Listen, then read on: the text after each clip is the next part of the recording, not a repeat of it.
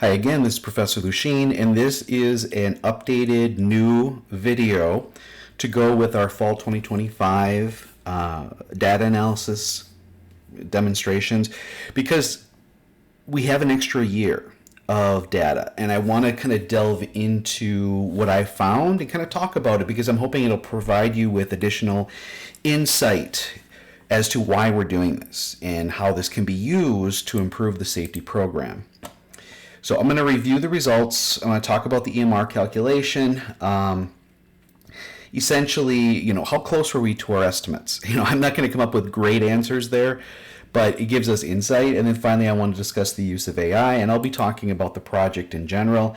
So if you've got a calendar, if you're the type of person who procrastinates, I'm that type of person.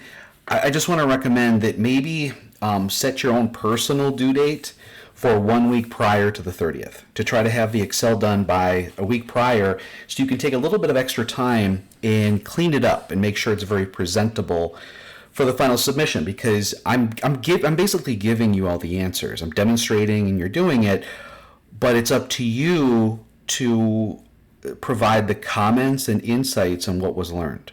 That's what I'll be basically grading you on, that and the sort of the quality of the presentation. If I have to click on a tab and I'm not sure what's on the tab and I got to search and find it, that's where you're going to lose points. And I believe in the video for either this week or next week, the regular one, I demonstrate how I put that together. Presentations will be held the first week of December, and I'll show you the sign-up sheet. The sign-up sheet is posted for this week. Please do that as soon as possible. I mean, you can do it next week too, but at that point it's going to be pretty narrow as far as what's available.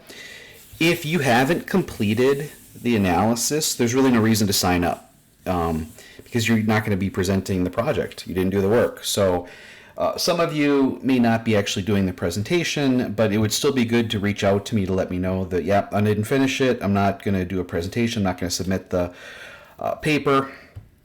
So that's about it. For the recordings, for the presentations, all undergrads, you guys need to do the live face-to-face. Graduates, I would prefer to do the live face-to-face. It gives us a chance to have more interaction. I think that's good. But you're also working, most of you. And so if any of you are too busy and just would prefer to record your presentation, you can do that, but that's only available to graduate students. Final reports are due by December 7th. Hands down, no extensions can be provided. So if you're a procrastinator, have it mostly done by the 30th, so you can kind of tinker around with it during that week and submit it.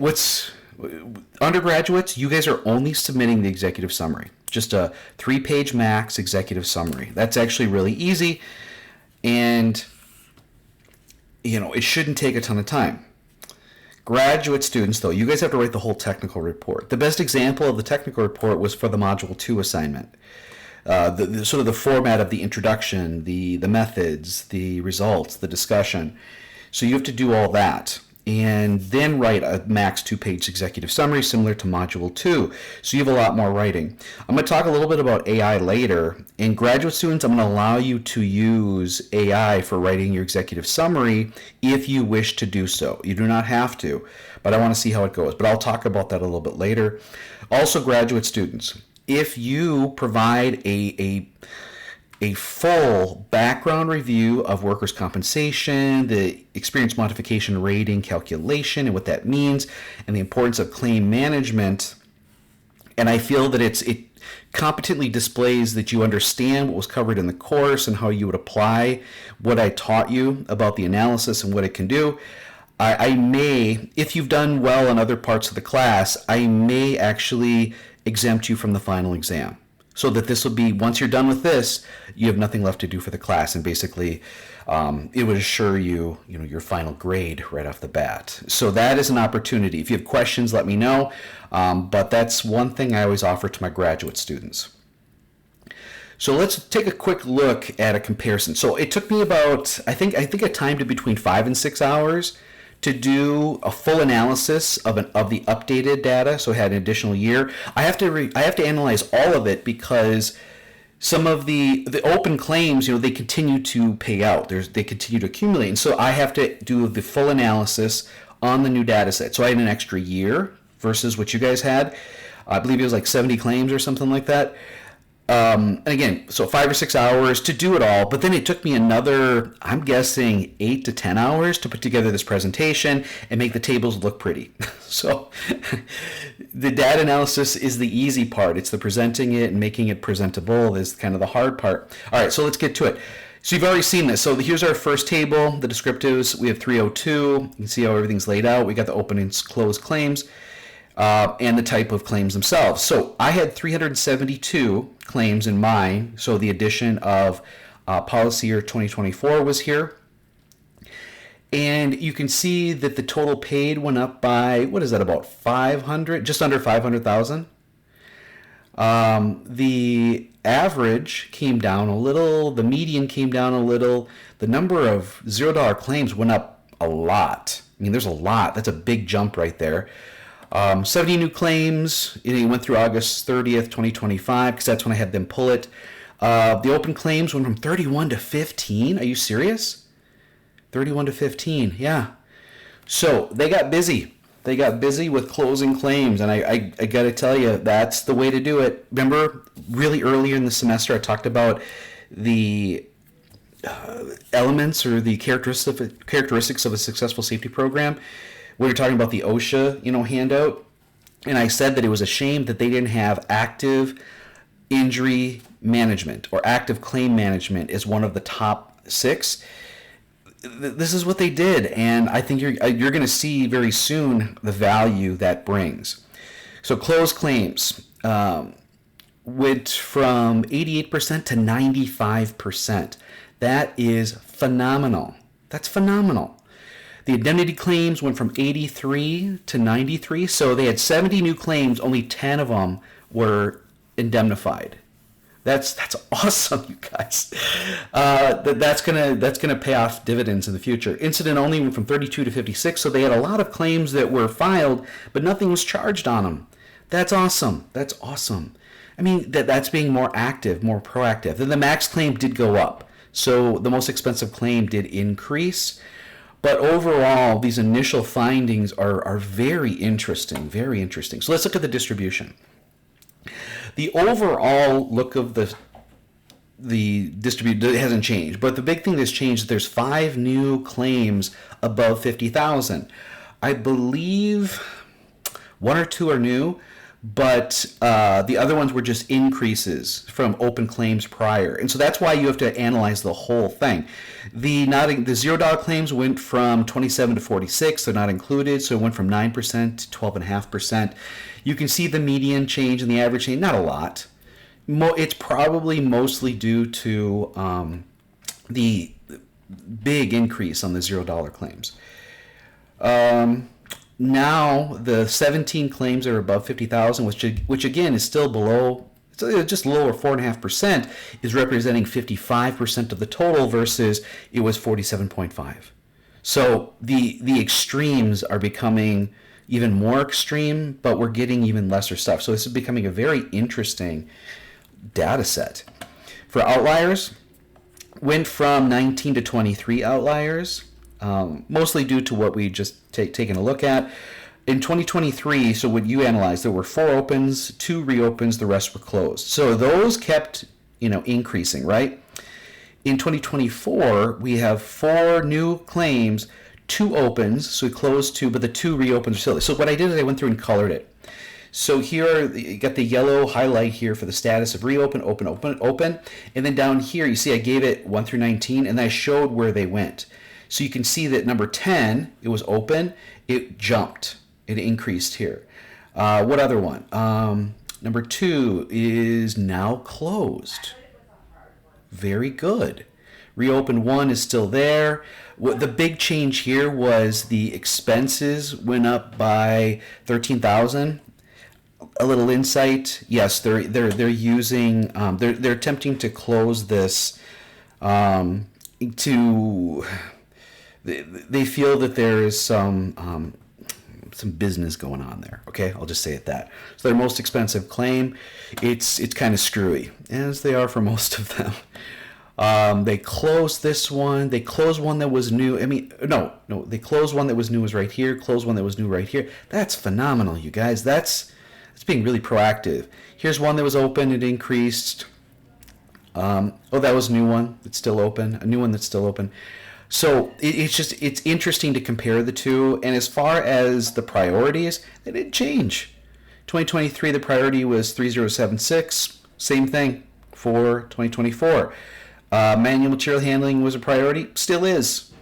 We had 2 additional slip trip falls show up and this weird miscellaneous. But otherwise, the outliers, the focus of them and what they represented are pretty much the same. And just as you all had rightly when you evaluated this, it was these seem like everyday things. Doesn't seem unique. So interesting, right?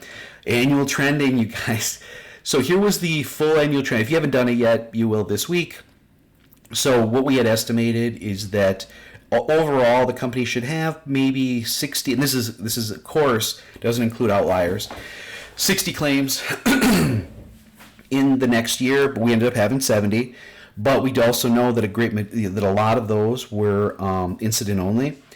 That the total paid would be 225. Now we're still a little bit immature but we have a lot of closed cases. But we ended up with a total of 76,000 in 2024. We estimated 225, so we went well below that. But still, that's good. It's good to have lower. If nothing was done, it may have gotten up to 225, but a lot was done. And so they actually were able to keep it well below that. That is phenomenal. I reached out to the 2 safety people just the other day just to compliment them. They're like, we'd love to talk to you to tell you what we've been up to. So I'm going to effort that. Maybe I'll share that in another video. But outliers removed 19, 1.3. Here was 23 and 1.7. Went up a little bit. We're estimating for 2025 now, there'll be about 69 claims. That's high because of the incident only or $0 claims, but we're still estimating the loss to be 200,000, which is $25,000 lower than the previous estimate. So they earned a lower amount. The percent open claims for 2024 is still at about 20.6%. So not as high as the 41 we had when we were estimating 2023. We were estimating 2024 based on 23. So they're closing the claims so we can use more projections if our square value is better, and that's just phenomenal. $0 claims are 23. That's half of what it was for the previous 7 years, you guys. I'm really impressed with what has been accomplished in just the last year. 2023 totals ended up being 140. What did we estimate it at? 116. So it went up a little bit, not a lot. 185 from 2022. It was 204, and now it's down to 185, which means they were able to reconcile and recover some things. And that's maybe where some of the some costs were associated. So cool. Maybe that's where we had an increase in $0 claims too, because they were able to zero some out, because they were originally paid, but then they had evidence to show they got reversed. That's being really savvy. But 76,000 right now, even though we still have some open ones, that's down. That's really down. It's impressive. These are with outliers removed, by the way. That's maybe another thing, is maybe the outliers increased and so it brought it down. But comparison side to side, I'm just really, really impressed with what they're doing here. Some of the averages and everything are still the same because there's only 1 year, but this is impressive work. So let's look at the priorities. So if you recall, our number 1 priority from this year, the work you're doing, was the point at 3076 manual material handling. We're estimating to be about $70,000 in 2024. And how many claims? 10 claims. With the analysis projecting out to 2025 now, we're now estimating it to be about 48,000 and 10 claims. So still the same number of claims, but That's down considerably. What's the percent? 48, 70? I'm going to go off the top of my head and say that's about 66%. Somewhere in that range. Maybe even more. It's not 50. It's not 75. So that's impressive. And the outliers are still the same. So that's cool. And so the R square is not as good. But lo and behold, so I did put in the 2024 here. Look at this. So it had been going up, going up. 2022 was the high. 2023 ended up being a dip. 2024 is way down here. Now, are these claims still open? Open claims, 0. Oh, that is amazing. Poinette, great job, you guys. I know they've been investing a lot of time and effort to try and reduce medical or manual material handling. Sorry, but wow, that is so impressive. That is awesome. So we really can't use this. We really should default to the annual averages. So we'd say 5 and 26,000 approximately if we were to be updating our data. That's so impressive. Next is Madison's manual material handling. I don't think that was their number one, but it came up. We only used 3 data points, right? But I think we still defaulted to the table, the annual average. So we were going with 2 and 8,000. Here you can see that in 2022 it was at a high, and that's what this was. But in 2023 it dropped down here. 2024 is even lower. Do we have open claims? We do still have 2 open claims. So this may come back up to here. So these are all over the place, so we would default to the annual average. So we thought it'd be 8,202, and here it's now 6,000. Oh, that means it came down a little bit, but 3. So Madison, keep focusing on what is causing your manual material handling. For the final results, and this is what you're calculating this week, we are able to use one of the forecasted losses, and that was be for the Poinette 3076 manual material handling. All the other 8 priorities, we had to default to annual averages because the R-square values just weren't good enough. And you can see them all here. We didn't use this one because of the $0 claims, okay? Some of them were actually below the watermark, but still, I remember they were justified in the discussion of it. So what did we find here? That the class code 3076 actually represented 7 of the 9. 78%, and 88% of the cost, and 90.1% of the forecasted loss. So I think that is, so of the priorities of the claim. So 3076 is really a focal point. That's what we learned from this, even though we came up with these priorities. But as you know, parsing things out the way we did, it started to dilute it. I mean, it did. We had talked about that. You have to start somewhere, though. And I felt that they were pretty well justified to focus on these 9 things. Manual material handling were 4 of the 9 priority items, 44%. They were 60% of the claims that were forecasted, and about 71% of the cost. So let's focus on 3076. Let's focus on manual material handling. That's where you'd want to move forward in the future, and then prioritizing a second and a third underneath this. So here is the class code 3076 in Poinette. Was able to forecast it out to 2023. 2024, though, the total paid is $45,000. That'd bring it way down here. Now we're sitting at a 0.73, so the forecast of about $150,000, this is legitimate. But for 3076, with a 45, do we have open claims? We've got 9. Okay, that may come up. So let's focus on these jobs and find out what's going on. Not just manual material handling, but what else? We got to study this job position. It is the biggest contributor to work comp claims at Poinette. In Madison 3076, these numbers kind of go up and down. In 2024, it's dropping down to 8,500. Or how many are open? 2. Okay, so it could come up a little bit. But for the most part, you can see here Madison, not big increases. 2022 was just a tough year all around for the company. And this is with outliers removed, 4 of them. So it's conservative estimate, looking at a 2025, just above 21,000. Okay, it could be 21 or 22. 12 claims. But still, from where they are at this point in time, again, it kind of looks like there was an up, a down, a straight up, and now it's been coming down since 2022. So the effort they're putting in how's the safety program performing?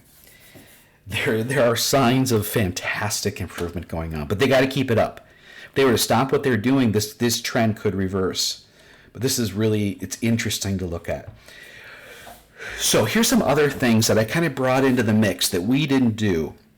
And that is the effect on the EMR. The experience modification rating is, you need to know what the carrier has assigned for expected losses. And there are the basic losses and the, what do they call that, extraneous? There's a term for above and beyond. And the fewer indemnity claims you have, the better position you're in to take advantage of that 30% discount on medical only. And so, I'm sorry I keep saying and, but so this is the sort of the review of the company-wide 2017 policy year through 2024. In 2022, we had a 40% indemnity rate. That's really high.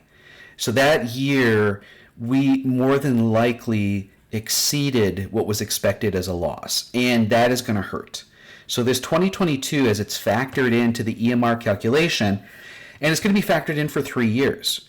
It starts, so when you calculate 2024, you don't include 2024 or 2023. So 2024's EMR is going to have the 2022, 2021, and 2020 numbers. For the 2023, we actually had 21, 20, and 19, and those years gave us a discount after 2018 dropped off. But this one's going to hurt. It really is. It's going to hurt for the next 3 years. I think it drops off in 2027, September 1st. Really high indemnity percentage, really high numbers. So I'm pretty sure that's going to hurt. They're going to be above a 1 for the EMR because of this year, even though these 2 years aren't too bad. 2023, when that gets brought in the following year, we're going to have a drop because 2020 is going to drop off. We're below it. We have a 24% versus a 28%. So we should see a dip. Now, loss, what is that called? Loss ratio is a better number. I don't know what the expected losses are, but I'm using a proxy number here. What's interesting, though, you guys, is 2024. We're at a below 15% indemnity rate, and if that remains, and all these $0 claims, man, that is going to be a boon for lowering the EMR right there. So when the 2022 drops off and they're using 2023, 2024, we got to see what 2025 is. I only assume they're going to continue with this trend they're doing. Man, they may get an EMR in like the sub 0.8 range, a 20% return of what they would normally pay, which I'd estimate is probably in like the $200,000 to $300,000 savings per year because of the work they're doing now. That's what I've been talking about, you guys, really. So company total pay dropped from this to this in 2024. That's phenomenal. That's just absolutely phenomenal. That's a 2-year thing.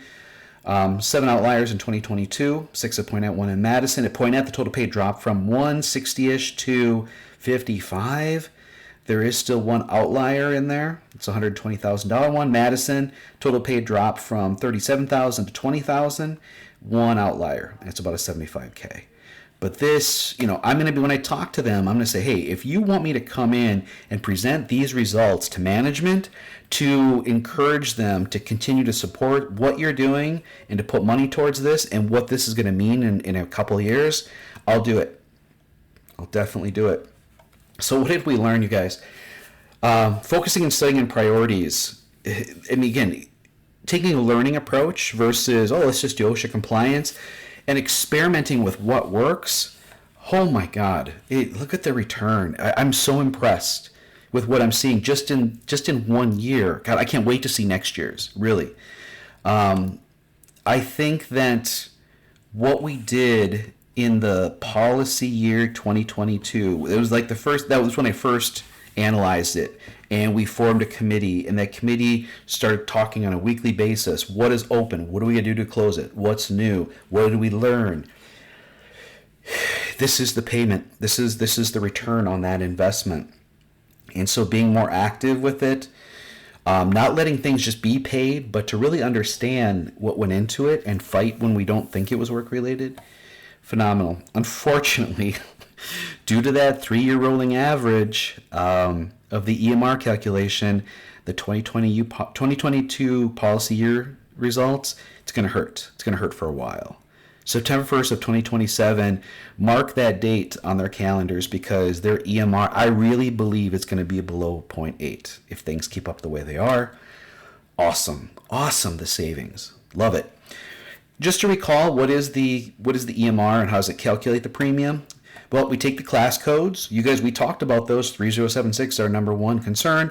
We multiply it by payroll divided by 100 times by the EMR, the experience modifier. That's the premium. For this example here, this is for policy year 2022. Again, it doesn't include 2022 or 2021. So the 3 previous rolling averages.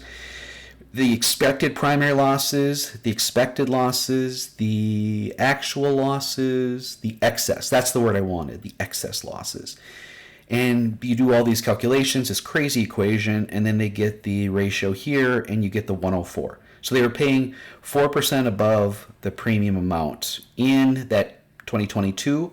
I did a loss ratio analysis in that beginning of my tenure there, which was like December of 2023, and showed them that the loss ratios were 68, 43, 47, but next year it should be 43, 40, 34, or 33. And so therefore I was thinking that their average loss ratio was going to go to 50 to 39. And so I was predicting something closer to or right below the Wisconsin average. So like a 0.93, 0.94. But currently they're paying 11% above the Wisconsin average. So it isn't just a 4% paying more. It's more like 11%. They're paying 11% higher than their peers in Wisconsin. This is what lit the fire under upper management. When they saw this was the first time they really understood what this stuff meant. They're like, hold on, what are you telling us? And this encouraged them that we got to do things differently. Honestly, that's what this did. And I was I'll be honest, I was showing off, because this is my analysis technique. I came up with it. I'm presenting it to the VP of operations. Didn't know he was even in the room. It was just me kind of trying to show off to my boss to what I could do. And wow. So what happened in September 1st of 2023, when we started the policy year, we ended up with experience mod of 0.92. So were my estimates correct? Yes, it was realized. Do you think I bragged at the next quarterly operations meeting? You damn right. So they were like, he was right. We got to keep doing what he's talking about. Here were my initial results.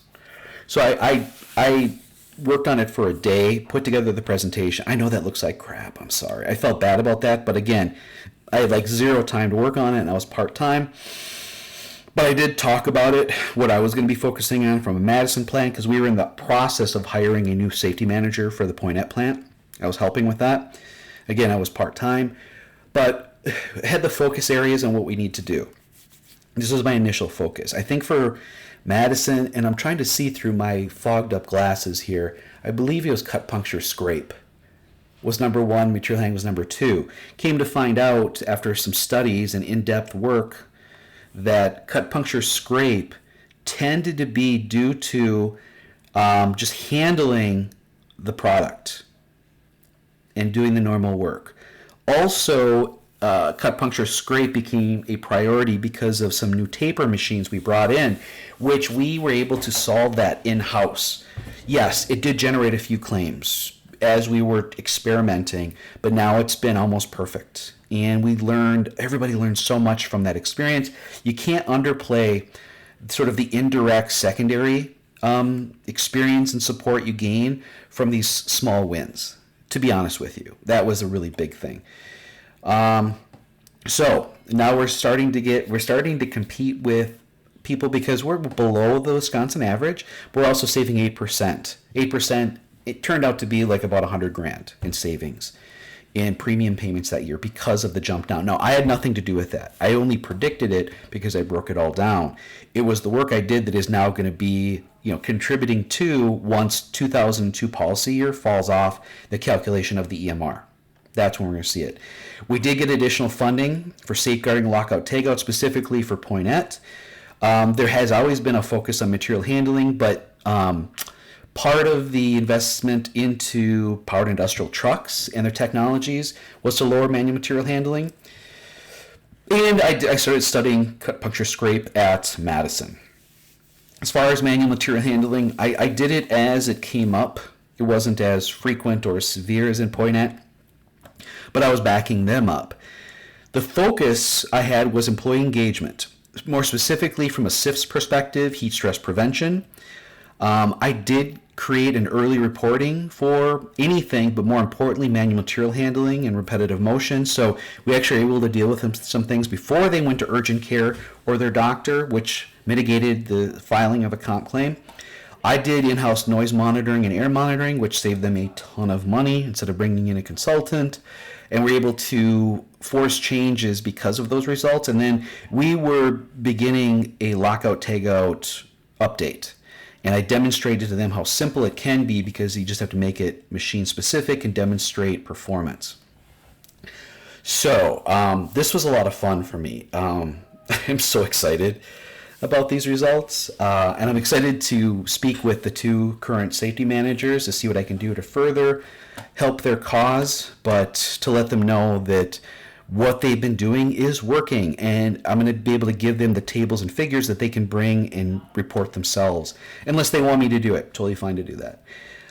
So for some final tips, remember what this is all about. We did a data study to understand the data itself, the performance of the safety program, where time and effort should be focused, but more importantly, to get management support, to get management to invest. That's what it's been doing. Plan your message to management and dress to impress. What I'm saying is the tables and figures need to be on point, labeled, numbered. It needs to be very clear. Don't just copy and paste. Actually present something that looks good, because you don't want the look of it to be the distractor. It's not about you just saying, well, table says this. Rather, there should be an overall message convincing management that this is a great idea. And that's what I just tried to do by explaining it to you guys. Now, you only have 5 minutes to explain it when you present. I obviously went well beyond that, but I'm not limited to that right now. When I present to management, if they ask me to, I will keep it under 10. I'll be very specific, very poignant with what I'm trying to say. Things are going well. Things are going to go great later on. This is what you guys need to do. You got to keep investing. You got to keep supporting what they're doing, and they know what the next step is. I'm just saying what they're doing is right. Trust them. And that should be enough. That really should be enough to get management to even fork over more or recommit to what they're doing. So you need to set the narrative and direct the efforts. That's so important. Don't just say, here are the results. Go figure it out. Tell them what needs to be done. And it's not about coming up with actual, hey, let's have them wear cut-resistant gloves, or hey, let's teach them ergonomics. No. You're going to tell them where to focus and how that focus could result in some savings. All right, I want to shift gears here. This is longer than I had wanted. The use of AI in the course. So I did, I practiced putting the Module 2 technical report into both Gemini and to ChatGTP. And the two reports I got out of it, they wrote an executive summary for me. I see elements of those reports or elements of those products from the AI in some of your papers. Now, I wasn't prepared to evaluate for the potential use of AI because none of you reported you used it. But I can't really punish anybody for something that I wasn't prepared for. So I'm just going to let some of you know that I've red flagged it. I'm not going to take off any points from what you earned. But realize I'll be looking much closer now. A big part of being in school is being able to, practice your ability to write, to present, to analyze. And when you just take somebody else's work, dump it into AI, and it gives you an answer, and then you maybe tweak it a little bit and submit it, you're not learning. And so that's the problem with it. If you're going to use it, you got to report you're using it. I put that into the syllabus. I don't want you to use it, but if you do it, let's talk about it. So as far as this course goes, I'm going to allow the graduate students to use it for writing their executive summary because they're writing the technical report. It's their work. But for the undergrads, you're only writing the executive summary. So if any undergrads want to write the full technical report and then use AI to develop the executive summary instead of writing just the executive summary, go for it. I think that'd be fantastic. And in future classes, I'm going to try to come up with like worksheets that students can fill out, and then those worksheets will help them generate better executive summaries, and that may become the project in the future. But for right now, I'm just going to kind of stay the way it is and just let the grad students write a technical report and then use AI for the executive summary. And I can work with you on that. So the final review here, I'm sorry this went so long. Remember at the very beginning, what's this all about? We did a data study. It's a study of the work comp data. Policy year 2017 through 2023, is that right? Yeah, I think so. We're estimating the losses in 2024. We were evaluating the quality of the data. We did that through distribution and evaluation of outliers. We evaluated the performance of the safety program, with and without outliers, trending number of claims, and total paid. We determined where to focus by looking at site, class code, and cause. And then we went as far as to combine those priorities per site, per class code, per cause, and estimate individual forecasted losses, not including outliers.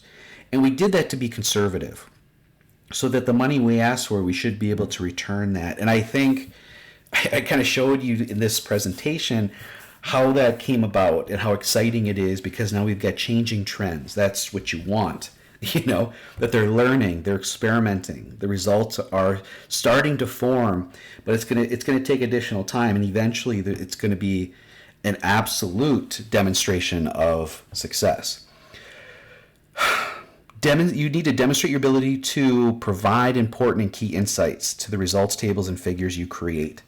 That's what I've been having you do for the homework. But that language needs to be in your in your Excel document. Make sure that you're presenting it thinking of the reader or thinking of the person who's listening to your presentation.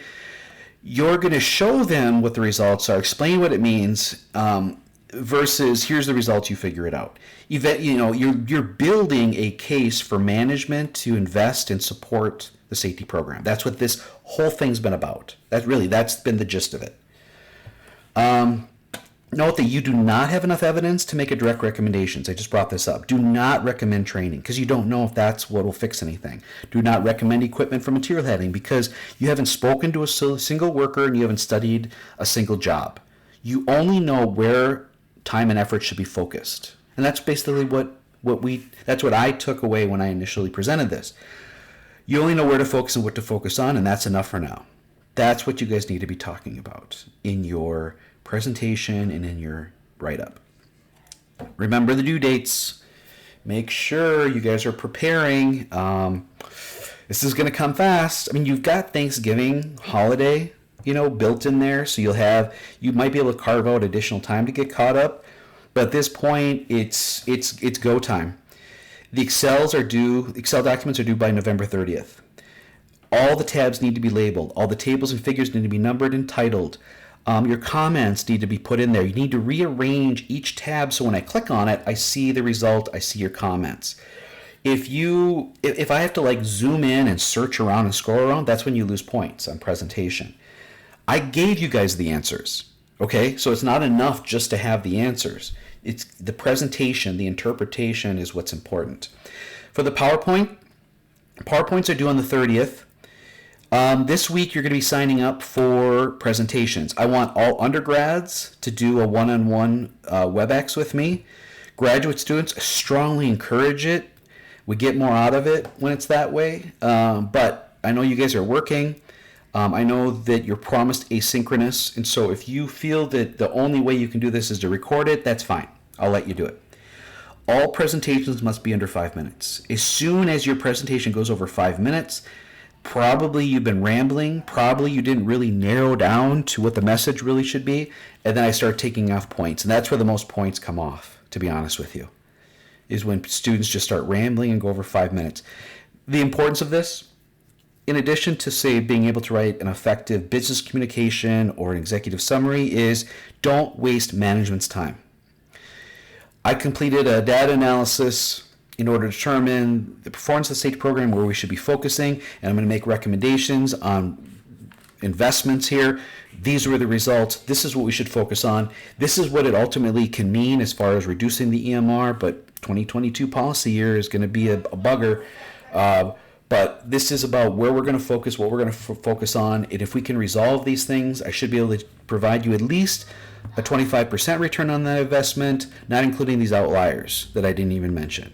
That's it. That's essentially what you're going to cover in that 5 minutes. But make it more colorful. Talk about some of the outliers. Say these aren't like unique situations. I mean, it was covered throughout, so you got to narrow down the message.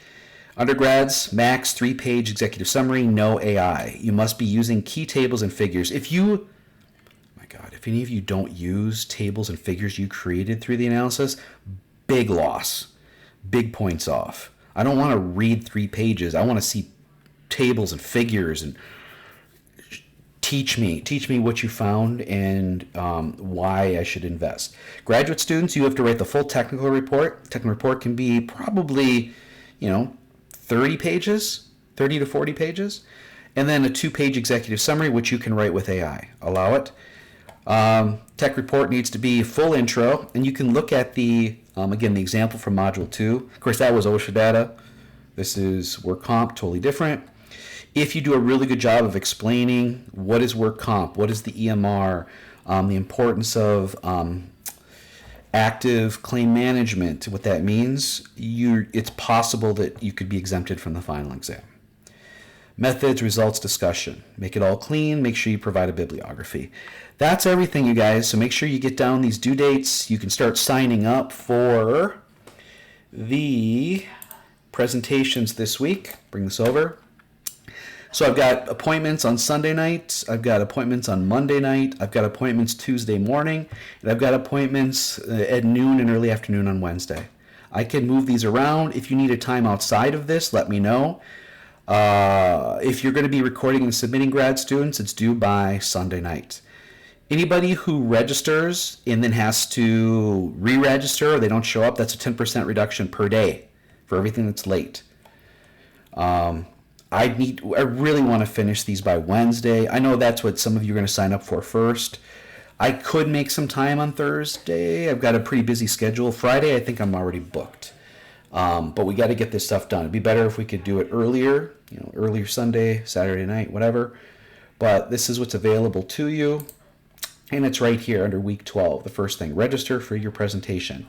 If you haven't done the work, don't sign up. Just admit to me that you didn't complete the project. You don't have to do the write-up. You may still try to take the final. You still could pass the class if you're an undergrad because it's 30% of your grade, I think. Isn't that right? But very narrow window of opportunity is what it is. Very narrow. So that's all I got, everybody. Let me know if you have any questions. Otherwise, look forward to hearing your presentations.